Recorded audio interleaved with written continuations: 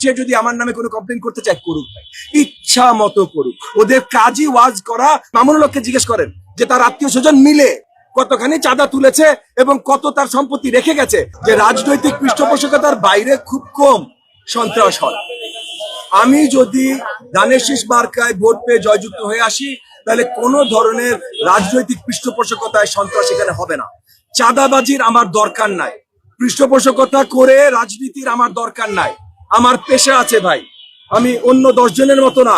আপনি মামুনুল হককে একটু জিজ্ঞেস করেন তো, মামুনুল হক যতগুলো ব্যানার লাগিয়েছে প্রত্যেকটা রাস্তায়, একটু হিসাব করেন এক একটা ব্যানারের দাম কত, একটু হিসাব করেন। তারপর মামুনুল হককে জিজ্ঞেস করেন যে তার আত্মীয় স্বজন মিলে কতখানি চাঁদা তুলেছে এবং কত তার সম্পত্তি রেখে গেছে যে সে এতগুলো লাগাইলো, একটু জিজ্ঞেস করেন। এই মসজিদের সামনে আমরা দাঁড়ানো, এই মসজিদের সামনে, এই যে মসজিদে যে সে বারবার যে বয়ান দেয়, এই মসজিদের সামনে সে বিশাল ব্যানার লাগিয়ে, বিশাল আপনার কালার কি বলে না, পিভিসি বিলবোর্ড লাগিয়ে লঙ্ঘন করেছে এবং সবার আগে লঙ্ঘন করেছে ভাই, সেটা আমি আখ্যায়িত করেছি।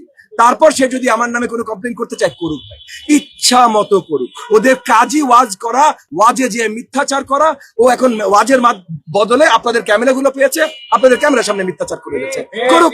রাস্তার ব্যান্ড যেটা আপনাকে বললাম যে ভাই রাজনৈতিক পৃষ্ঠপোষকতা হয়, আমার এই চাঁদাবাজির দরকার নাই, আমার পৃষ্ঠপোষকতার দরকার নাই। তো আমাকে যদি জনগণ ভোট দিয়ে জয়যুক্ত করে, তাহলে এগুলো বন্ধ হয়ে যাবে।